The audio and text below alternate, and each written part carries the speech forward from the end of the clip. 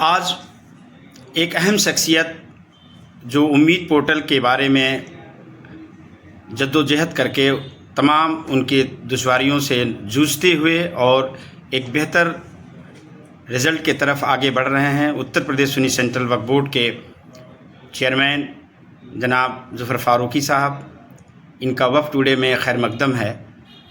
Chairman साहब, आपने जो कदम उठाया है उम्मीद पोर्टल के रजिस्ट्रेशन के लिए, जो कानून अब 15 सितंबर के बाद जो भी दुश्वारियाँ थीं, जो भी उसमें फ़ैसले के तौर पे हमारे सामने है, उसमें रजिस्ट्रेशन को अनिवार्य किया गया। वक्फ बोर्ड, सुन्नी सेंट्रल वक्फ बोर्ड ने कुछ एडवाइजरी जारी किया है मुतवल्लियों को प्रदेश में। इसमें आपने किस तरह की एडवाइजरी जारी किया है जिससे कि मुतवल्लियों को एंट्री करना है और क्या क्या उनको इक़्तिदाम करना है? देखिए, जो उम्मीद पोर्टल है वो वक्फ एक्ट 2025 अमेंडेड एक्ट के तहत उस पर जो औकाफ हैं उनकी तफसीलात अपलोड करना मुतवल्ली की ये ज़रूरी है, और उसके लिए हमने हिदायत जारी कर दी हैं मुतवल्लियान को। और बाज़ाब्ता तौर पे यहाँ पे वक्फ बोर्ड के दफ्तर में एक हेल्पलाइन नंबर भी है, एक हेल्प डेस्क भी उसकी बनी हुई है। उसके अलावा हम ज़िलों में कैंप कर रहे हैं और ज़िलों में जो मुतवल्लियान हैं उनको हमने, जो ऐसे मुतवल्लियान हैं जो काम कर सकते हैं, उनको हमने उन ज़िलों को कोऑर्डिनेटर बना दिया है, चंद मुतवल्लियान को, कि वो अपने लेवल से तहसील लेवल के ऊपर जाएं और वहाँ कैंप करें और उनको ट्रेनिंग दें कैसे अपलोडिंग होगी डेटा की। और उसके लिए उनको कोऑर्डिनेटर्स बनाया है। डिस्ट्रिक्ट माइनॉरिटीज़ वेलफेयर ऑफिसर जो हैं उनको भी लिखा है और वो भी मीटिंग्स कर रहे हैं इसके बारे में।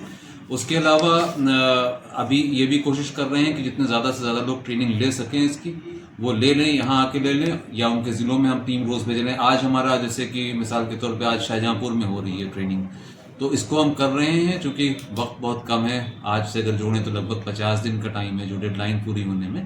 तो इस तरीके के हमने इक़दाम किए हैं और यही अपील और है सारे मुतवल्लियान से जो लोग वक्फ का इंतज़ाम कर रहे हैं कि वो जल्द अज जल्द इस काम को मुकम्मल कर दें।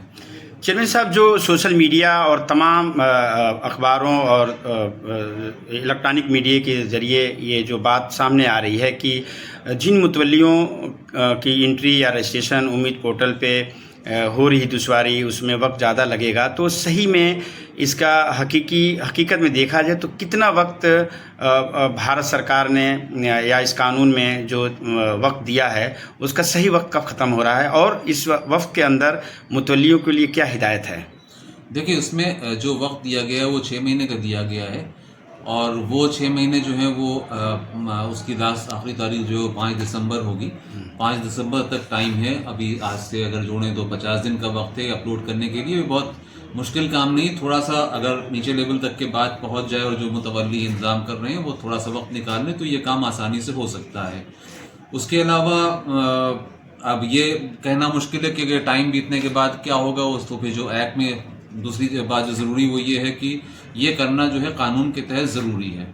ये मुतवल्लियान की ज़िम्मेदारी है, औकाफ के इससे जुड़े हुए लोगों की ज़िम्मेदारी कि वो इस काम को पूरा करें, क्योंकि कानून का तकाजा है, इसे पूरा करना पड़ेगा। चेयरमैन साहब, ये भी बात सामने आ रही है, जो भारत सरकार से सेक्रेटरी डॉक्टर चंद्रशेखर 30 अगस्त को आए थे और रिव्यू के टाइम ये सवाल वक्फ वेलफेयर फोरम की एक डेलीगेट मिला था और उसने ये पूछा कि क्या उन संपत्तियों का होगा जिसके मुतवल्लियान या तो अपडेटेड नहीं हैं या डिस्प्यूट में हैं या वक्फ बोर्ड खुद मैनेज करता है। तो जैसा कि हायरार्की है इसमें मेकर, चेकर और अप्रूवर, तो मेकर की भूमिका उन प्रॉपर्टियों के लिए वक्फ बोर्ड ने क्या प्लान किया है? देखिए, उनके लिए प्लान ये है कि जहाँ पे डिस्प्यूटेड हैं इश्यूज़ और वो डिस्प्यूट हमारी नॉलेज में भी यहाँ पे हैं या जो नहीं हो रहे हैं, तो फिर हम ये कोशिश करेंगे कि हम मेकर जो है वो वक्फ बोर्ड लेवल से ही काम शुरू कर दें उसका, और उसमें अगर हमें मदद की ज़रूरत होती है तो हम वॉलंटियर्स मांगेंगे और ऑर्गेनाइजेशन से भी रिक्वेस्ट करेंगे कि वो भी आगे थोड़ा सा आके कुछ मदद करें ताकि फील्ड की नॉलेज बढ़े। चलिए साहब, आखिरी सवाल कि आपके हेल्प डेस्क से जो डैशबोर्ड आपका काम कर रहा है आपके सुन्नी सेंट्रल वक्फ बोर्ड में, तमाम जो 75 ज़िले में जो कोऑर्डिनेटर अपॉइंट किए हैं, तो तरह तरह की खबर आ रही है कि क्या ये सेवा फ्री है या वक्फ बोर्ड या कोऑर्डिनेटर की तरफ से कुछ चार्जेज भी लगाए गए हैं? ये बिल्कुल फ्री सेवा है, इसका कोई चार्ज नहीं है, और इसका चूँकि कोई चीज़ उसमें ऐसी नहीं है जिसमें कुछ खर्च होता हो, सिर्फ कंप्यूटर पे चीज़ों को डेटा फीडिंग करना है, और ये कोई भी शख्स आसानी से कर सकता है। बहुत से लोग जो हैं वो कर भी रहे हैं, तमाम ऑर्गेनाइजेशंस भी कर रही हैं, और जो लोग समाज सेवी वो भी कर रहे हैं अगर कोई नहीं कर सकता है। हमारी तरफ से बिल्कुल फ्री ऑफ कॉस्ट है। कोई चार्ज किसी को इस किस्म का न दिया जाए जो अगर बिला वजह के लोग को ऐसी डिमांड करते हैं, ये अपील है मेरी।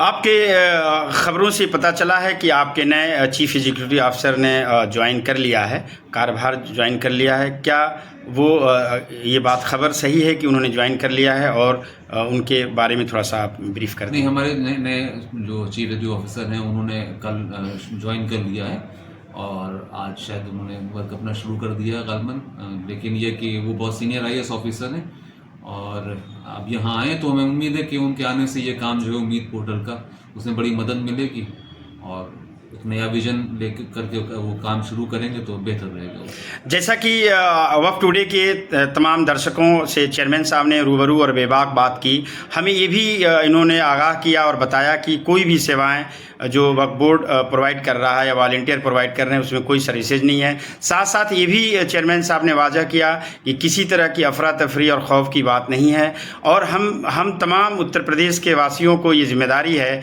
कि ये उम्मीद पोर्टल पे रजिस्ट्रेशन को कामयाब बनाएं। और चेयरमैन साहब का वक्त टुडे के दर्शकों को और तमाम लोगों को बहुत बहुत आपके दिल की गहराई से आपको इस बात का शुक्रिया अदा करते हैं कि आपने बातों को आवाम तक पहुँचाया।